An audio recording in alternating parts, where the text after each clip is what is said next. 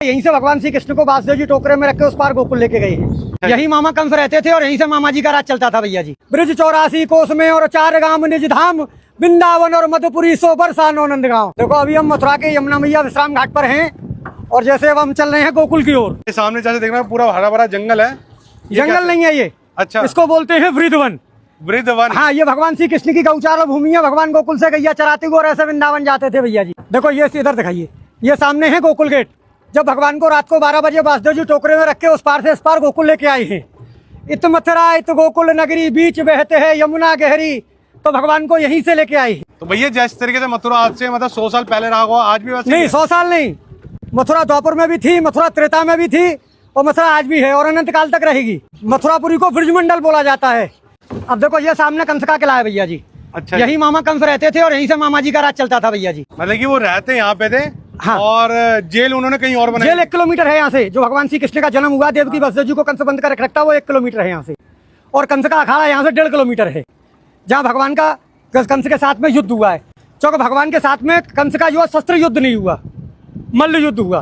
भगवान ने ब्रज में 4 चीज तो की नहीं। कभी पैर में पादुका नहीं पहनी भगवान ने। दूसरे नंबर भगवान ने कभी मुकुट धारण नहीं किया। तीसरे नंबर भगवान ने कोई शस्त्र ग्रहण नहीं किया और भगवान ने कभी शरीर पर कपड़े नहीं पहने। भगवान कृष्ण ने? हाँ, भगवान यशोदा मैया ने काली कमरिया दी थी, भगवान उसी गोल के रहते। और जैसे पीछे देखना, इनके बारे में बताइए क्या? देखो ये रानी घाट है जहाँ कंस की रानी स्नान करती थी भैया जी। अच्छा, कंस की रानी। हाँ, उसके बराबर में ये वासुदेव घाट है। ऊपर सामने वासुदेव गेट है। यहीं से भगवान श्री कृष्ण को वासुदेव जी टोकरे में रख के उस पार गोकुल लेके गए हैं। अच्छा, सामने मैंने अब आपको बताया गोकुल गेट जी। ये सामने भैया जी स्वामी घाट है। स्वामी घाट? हाँ, स्वामी घाट बोलते हैं इसको। ये इधर संत घाट है भैया जी। अभी जैसे ये आपने मुझे बताया था कि किला था ये कंस का, तो इस किले में जाने दिया जाता था? नहीं नहीं, उसमें एंट्री नहीं मिलेगी। ऐसा है, पूर्वजों के जमाने से ये बताते हैं कि इसमें कुछ शोध करता गए थे जो कभी वापस नहीं आया, इसलिए सरकार ने उसको बैन कर दिया। मथुरापुरी में सबसे बड़ा पर्व बहन भाई का होता है। कार्तिक महीना में भाई दूज के दिन जो भाई बहन मथुरापुरी में हाथ पकड़ के स्नान करते हैं वो कभी यमलोक में नहीं जाते। ऐसा वरदान धर्मराज ने यमुना मैया को दिया है। अच्छा, हाँ जी। तो सीधा स्वर्ग की प्राप्ति होती है उन्हें? हाँ जी, बैकुंठ। और जैसे देखने में पुराना काशी जैसा लगता है। हाँ जी। जैसे बनारस भी गया हूँ। हाँ जी। तो मुझे देखने में ऐसा लग रहा है। तो बनारस से कुछ? अब देखो ये गुदरिया घाट है भैया जी। ये इधर द्वारकानाथ घाट है सामने, ये द्वारकाधीश की हवेली है। अच्छा, हाँ जी।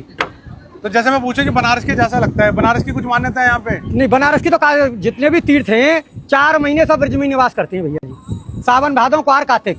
जैसे लोग कहते हैं देव सो गए, तो देवता कभी सोते नहीं भैया जी। उनकी सबकी ड्यूटी ब्रज में लगती है। जब नंद बाबा 80 बरस के हो गए तो नंद बाबा ने कहा कि लाला मेरी हार्दिक इच्छा है कि मैं 4 धाम की यात्रा करूं।